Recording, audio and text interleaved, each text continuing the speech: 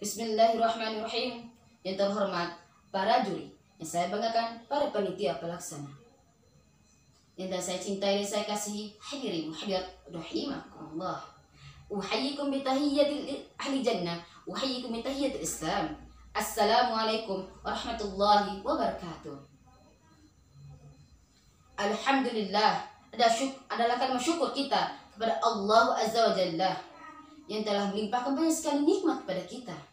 Nikmat iman dan Islam adalah nikmat yang paling besar. Salatan dan salaman kepada junjungan kita Nabi Muhammad sallallahu alaihi wasallam wa ala ahlihi wa sahbihi wa man tabi'ahu ila yaumiddin. Hadirin hadirat rahimakumullah. Kita akan berbicara sosok yang akan kita jadikan sebagai panutan dalam membentuk generasi Qur'ani. Dia adalah yatim dari Abdullah ibnu Abu Muthalib. Hadirin hadirat rahimakumullah. Generasi Qur'ani adalah generasi yang menjadikan Al-Quran sebagai pedoman hidup. Generasi yang tidak sebatas menjadikan Al-Quran sebagai keyakinan, tapi mereka juga membaca, memahami dan mentadabburi makna-makna Al-Quran, serta mengamalkan dan mengaplikasikannya dalam semua aspek kehidupan mereka. Tentu, generasi seperti ini adalah generasi dambaan dan impian seluruh umat Islam, dimanapun, kapanpun mereka hidup dan berada. Hadirin hadirat rahimakumullah. Tentu kita sangat tahu bahwa maju dan mundurnya Islam sangat tergantung pada bagaimana jauh dan dekatnya kita kepada Al-Quran. Ya, jika kita menjadikan Al-Quran sebagai pedoman hidup, maka niscaya kejayaan Islam akan kita raih, dan itu tidak sebatas mimpi lagi. Tapi sebaliknya, jika kita menjadikan Al-Quran sebagai pajangan di rumah saja, maka itu akan menjadi angan belakang, dan umat Islam tentu akan terus mengalami kemunduran. Nauzubillah min dzalik. Hadirin hadirat rahimakumullah. Zaman telah memberikan kita contoh sosok yang telah berhasil mencetak generasi Qur'ani. Ya, dia adalah Sayyidul Mursalin, pemimpin para rasul, Nabi Muhammad sallallahu alaihi wasallam.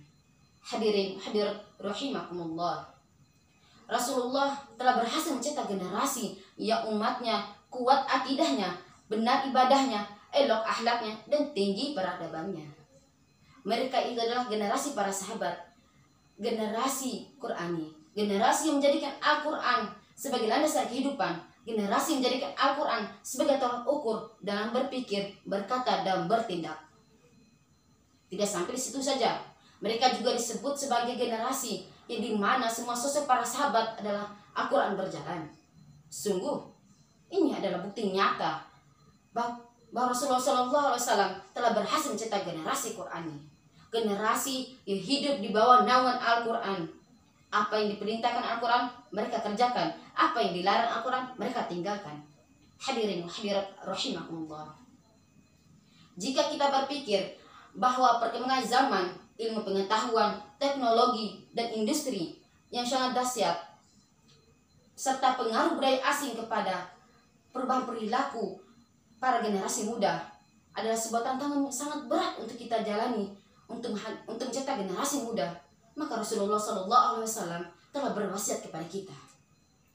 Taraktu fikum amrayni la tadillu ma tamassaktum bihima, kitabullahi wa sunnatan nabiyyih. Aku meninggalkan kalian dua perkara, kalian tidak akan tersesat selamanya jika selama kalian berpegang teguh kepada keduanya, yaitu Al-Quran, kitab Allah, Rasulullah Nabi Muhammad sallallahu alaihi wasallam. Hadirin hadirat rahimakumullah. Kita sebagai umat Islam harus berupaya untuk mengembalikan kejayaan Islam, yaitu dengan mengembalikan umat Islam kepada pedoman hidup, yaitu Al-Quran dan As-Sunnah. Upaya ini harus terus kita lakukan, terutama pada generasi muda. Tentu, dan upaya ini kita harus memulainya dari awal. Di lingkungan di mana daerah yang pertama kali dipijaki oleh para generasi muda, yaitu lingkungan keluarga. Ya, para orang tua memiliki kewajiban untuk membekali putra-putri mereka dengan membekali putra-putri mereka dengan Al-Qur'an yang kuat dan sunnah yang ketat. Hadirin wa hadirat rahimakumullah. Para orang tua tidak sebatas mengajarkan anak membaca dan menghafal Al-Quran saja, tapi mereka juga harus dididik untuk mentadaburi makna-maknanya sehingga mereka dapat mengaplikasikannya dan semua aspek kehidupan yang akan mereka lalui. Sehingga sang anak yang akan menjelma sebagai generasi muda ini akan terus hidup di bawah naungan Al-Quran. Sekian, apabila ada kata yang salah, saya mohon maaf karena kesalahan datang dari diri saya yang masih kurang ilmu ini. Dan kebenaran hanya milik Allah Subhanahu wa taala. Jika cinta menciptakan kebahagiaan, maka maaf menumbuhkan kedamaian. Wassalamualaikum warahmatullahi wabarakatuh.